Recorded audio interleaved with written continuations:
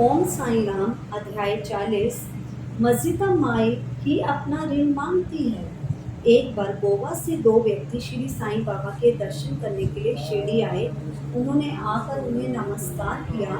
यद्यपि वे दोनों एक साथ ही आए थे, फिर भी बाबा ने केवल एक ही व्यक्ति से 15 रुपये दक्षिणा मांगी, जो उन्हें आदर सहित दे दी गई।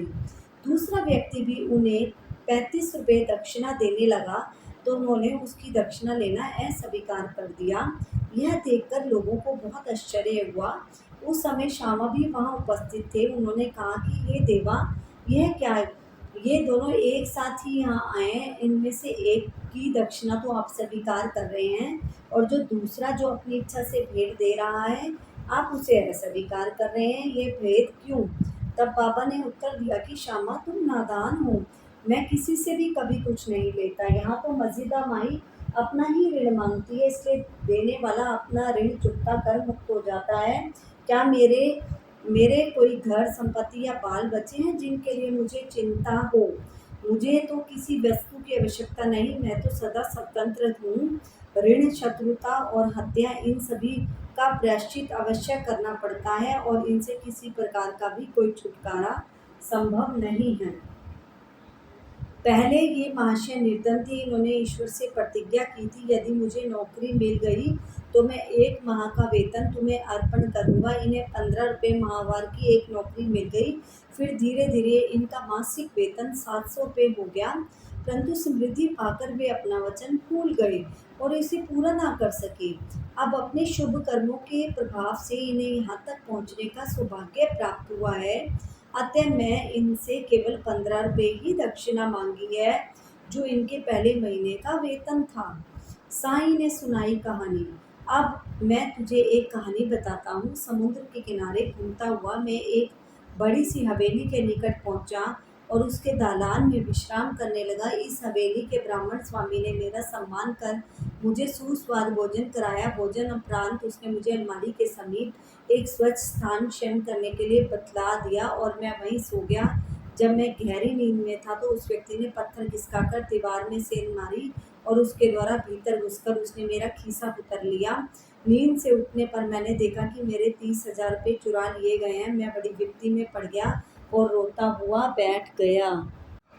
केवल नोट चुरा लिए थे, इसलिए मैंने सोचा कि यह कार्य उस ब्राह्मण के अतिरिक्त तो और किसी का नहीं।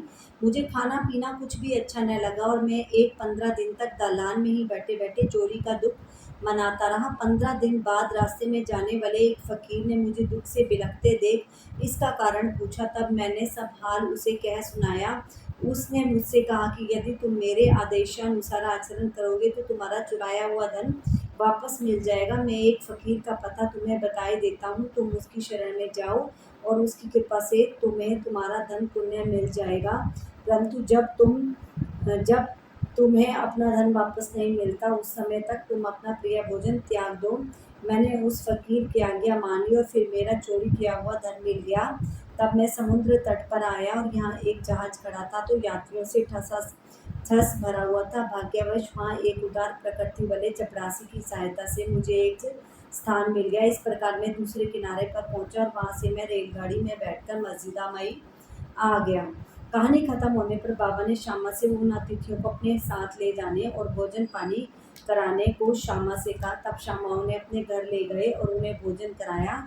भोजन करते समय श्यामा ने उनसे कहा कि बाबा की कहानी बड़े ही रहस्यपूर्ण है। क्यों ना तो वो कभी समुद्र गए हैं, न ही उनके पास 30,000 रुपये थे। उन्होंने कहीं ना कहीं से यात्रा की और ना ही कोई रकम चुराई गई, न ही वापस आई। फिर श्यामा ने उन लोगों से पूछा, आप लोगों को कुछ समझ में आया कि इसका अर्थ क्या था? दोनों अतिथियों की आंखों में आंसुओं की धारा बहने लगी। उन्होंने रोते हुए कहा कि बाबा तो सर्वव्यापी अनंत और परब्रह्म है। जो कहानी उन्होंने कही है वह बिल्कुल हमारी ही कहानी है। भोजन के उपरांत दोनों ने अपनी बीती श्यामा को बताई। साईं कृपा से 27 वर्ष बाद संतान प्राप्ति। सोलापुर निवासी सखाराम औरंगाबाद विवाह के 27 वर्ष बाद भी निसंतान थे। उन्होंने संतान प्राप्ति के निमित्त देवी देवताओं को बहुत मनते की, फिर भी उनके यहाँ मनोकामना सिद्ध न हुई। तब सखाराम की पत्नी सर्वथा निराश होकर अंतिम प्रयत्न करने के विचार से अपने सौतेले पुत्र श्री विश्वनाथ को साथ ले शिरडी आई और वहाँ बाबा को सेवा करते हुए 2 मास ठहरी। जब वे मस्जिद जाती तो बाबा को भक्तगणों से घिरे हुए पाती। उनकी इच्छा बाबा से एकांत में बैठकर स्नान प्राप्ति करने के लिए प्रार्थना करने की थी, परंतु योग्य अवसर उनके हाथ में न लग सका।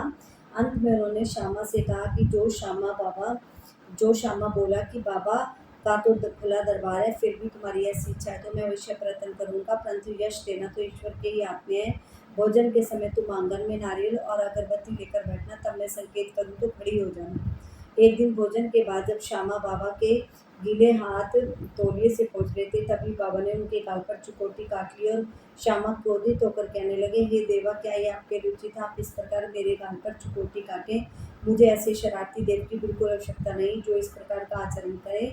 हम आप पर आश्रित हैं, तब क्या यही हमारी घनिष्ठता का फल है? बाबा ने कहा, अरे तुम तो 72 जन्मों से मेरे साथ हो, मैंने अब तक तुम्हारे साथ ऐसा कभी नहीं किया, फिर अब तुम मेरे स्पर्श को बुरा क्यों मानते हो? श्यामा बोले कि मुझे तो ऐसा देव चाहिए जो हमें सदा प्यार करे, नित्य नया मिष्ठान खाने को दे। मैं तुम्हें किसी प्रकार की इच्छा नहीं करता, न ही मुझे स्वर्ग आदि चाहिए। मेरा तो विश्वास सदैव तुम्हारे चरणों में ही जागृत रहे, यही मेरी अभिलाषा है। तब बाबा बोले कि हाँ, सचमुच मैं इसलिए यहाँ आया हूँ। मैं सदैव तुम्हारी पालन और उदर पोषण करता आया हूँ, इसलिए मुझे तुमसे अधिक स्नेह है। तब बाबा अपनी गद्दी पर विराजमान हो गए। तभी श्यामा ने उस स्त्री की तरफ संकेत किया। उसने ऊपर आकर बाबा को प्रणाम करके उन्हें नारियल और धूप बत्ती भेंट की। बाबा ने नारियल हिलाकर देखा तो वह सूखा था और बचता था। बाबा ने श्यामा से कहा कि यह तो हिल रहा है, सुनो ये क्या कहता है। तब श्यामा ने कहा, यह भाई प्रार्थना करती है कि ठीक इसी प्रकार इनके पेट में भी बच्चा गुड़गुड़ करे, इसलिए आशीर्वाद सहित यह नारियल उन्हें लुटा दे। तब फिर बाबा बोले, क्या नारियल से भी संतान होती है? लोग कैसे मूर्ख हैं जो इस प्रकार की बातें करते हैं? श्यामा ने कहा, मैं आपके वचनों और आशीष की शक्ति से पूर्ण अवगत हूँ। आपका एक शब्द मात्र से ही इस बाई के यहाँ बच्चों का तांता लग जाएगा। आप तो टांग रहे हैं, आशीर्वाद नहीं दे रहे। इस प्रकार कुछ देर तक वार्तालाप चलता रहा और बाबा बार बार नारियल फोड़ने को कहते रहे, परंतु श्यामा बार बार यही हट पकड़े हुआ था, बाबा उसे इस बाई को दे दे। अंत में बाबा ने कह दिया, इसको पुत्र की प्राप्ति होगी। तब श्यामा ने पूछा कब? बाबा ने कहा, तुरंत 12 बांस में। अब नारियल को फोड़कर उसके 2 टुकड़े किए गए। एक भाग तो उन्होंने खाया दोनों ने, और दूसरा भाग उस स्त्री को दे दिया गया। 1 वर्ष में ही उसे पुत्र रतन की प्राप्ति हुई, और जब बालक 5 मास का हुआ, उसे लेकर वह अपने पति सहित बाबा के श्री चरणों में उपस्थित हुई। पति पत्नी दोनों ने उन्हें प्रणाम किया और कृतज्ञ पिता ने 500 रुपये भेंट किए, जिससे बाबा के घोड़े शाम के लिए छत बनाई गई। इति अध्याय 40। ओम साई राम।